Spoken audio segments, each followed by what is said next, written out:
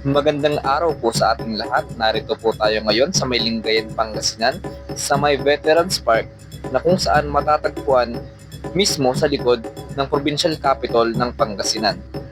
Ang Veterans Park na ito ay itinatag upang bigyang pugay at pag-alala ang mga veteranong nagbuwis ng buhay para sa kalayaan ng ating bayan.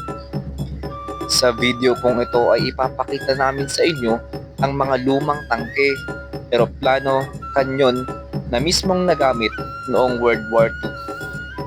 Pulyanan niyo kami pasirin, ipanong ng irayan, importanteng kagamitan, di ginamit ng saman ng panahon niya digmaan.